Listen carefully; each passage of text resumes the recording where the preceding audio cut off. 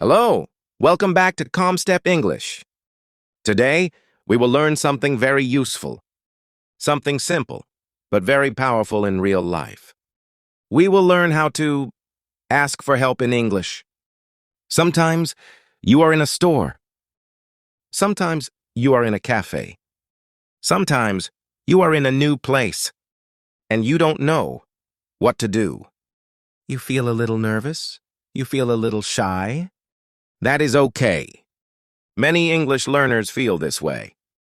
But today we will practice together, slowly, calmly, step by step. By the end of this lesson, you will know how to say simple sentences like, "Excuse me, can you help me? Where is this? What does this mean?" Very simple English, real English, useful English. So take a slow breath, relax your shoulders. Listen carefully, and when you are ready, speak with me. Let's begin. You are still inside the store. You walk slowly past the shelves. There are many products here. Boxes, bottles, bags. But not the thing you are looking for. You stop for a moment. Maybe it is on another shelf, maybe another aisle. You look again, left, then right, still not there. This is a very normal moment. Everyone feels this sometimes.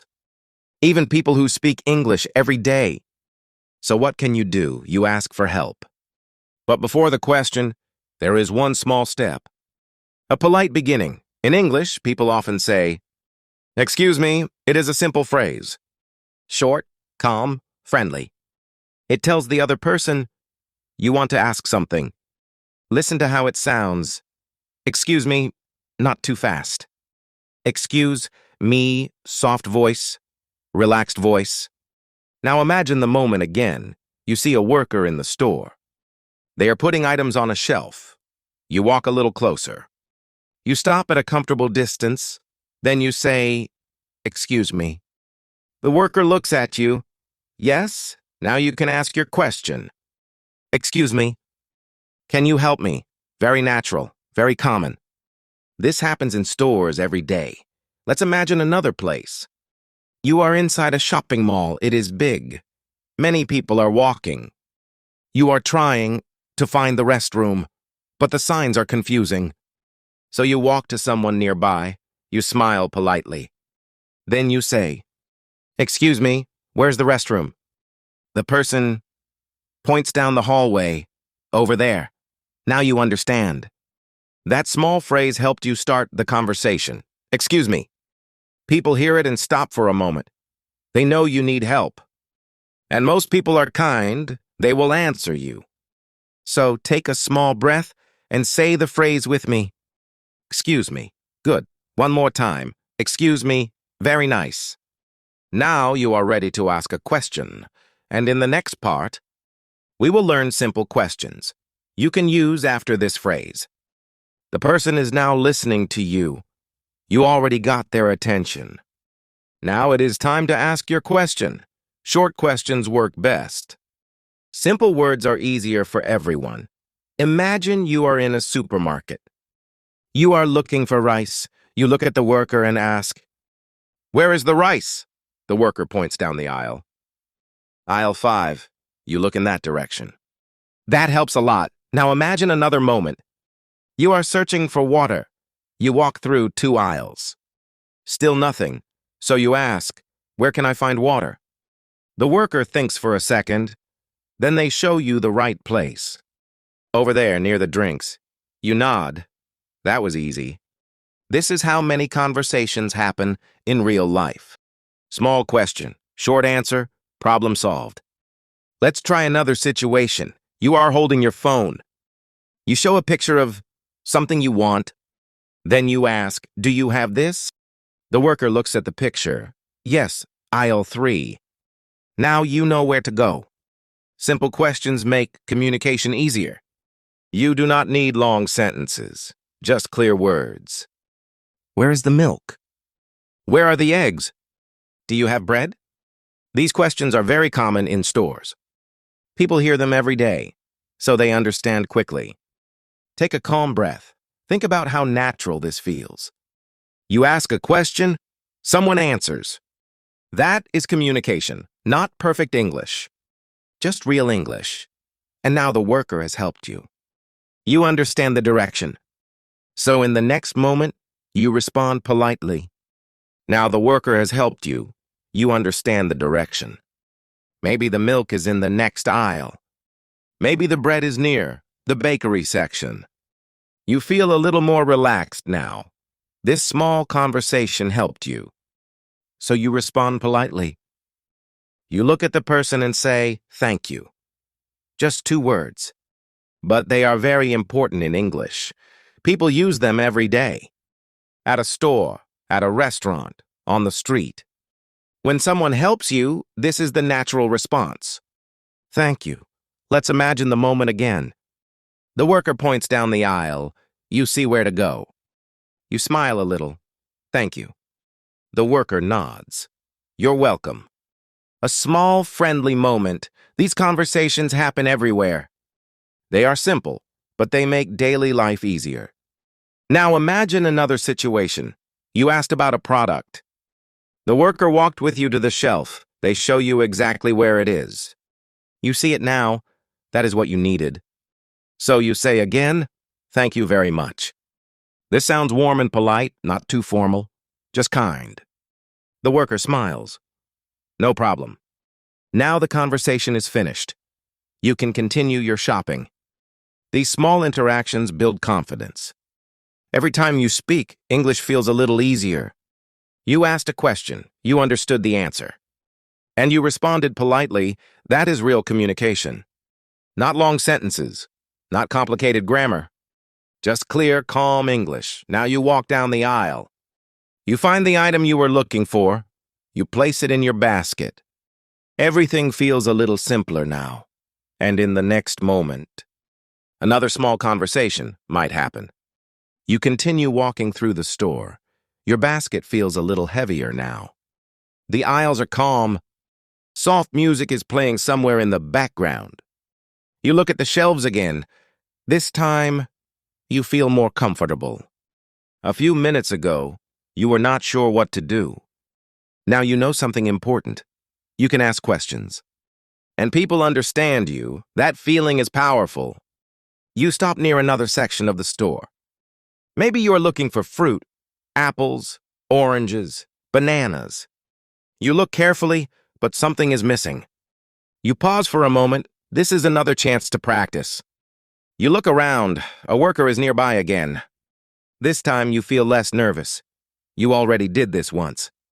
So speaking feels easier. You ask a simple question. Where are the apples?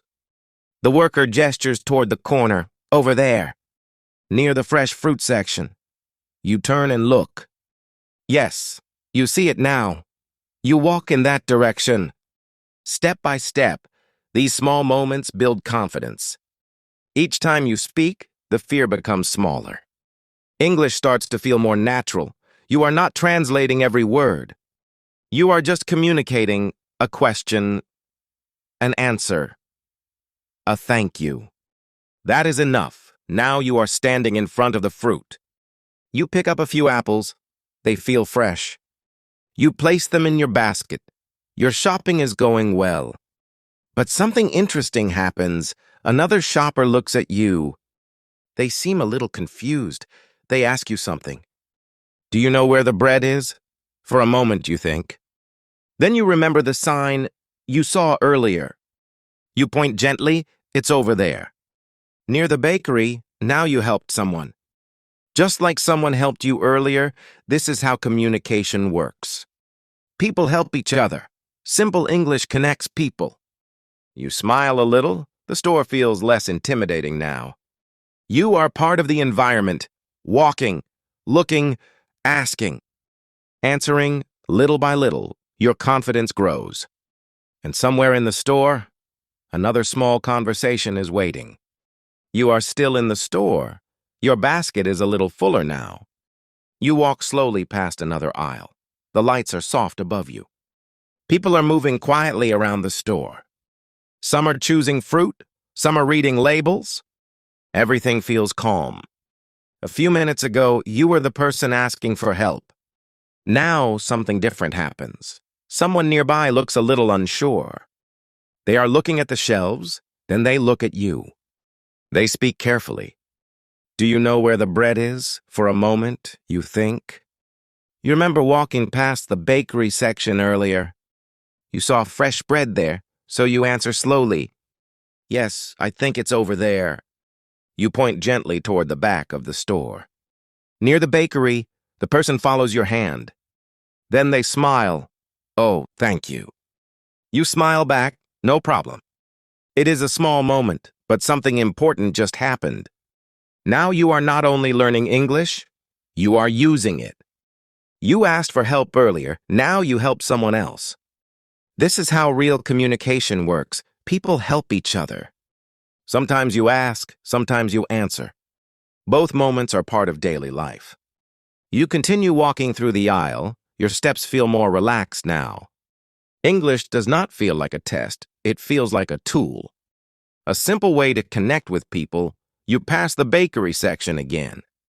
The smell of fresh bread is warm. Someone is choosing a loaf. Another shopper is asking a question. These conversations are happening everywhere. Short sentences, kind voices, small interactions. And now you are part of that world. You look at the items in your basket. Milk, fruit, bread, everything you needed. And all of it happened through simple English, a question, an answer, a thank you, and even helping someone else. You take a slow breath, the store feels familiar now. And somewhere ahead, another small moment of English is waiting. The person walks toward the bakery. You continue down the aisle. Your basket is a little heavier now. Milk, fruit, bread. You pause for a moment near the end of the shelf. You look around the store again. Everything feels different now.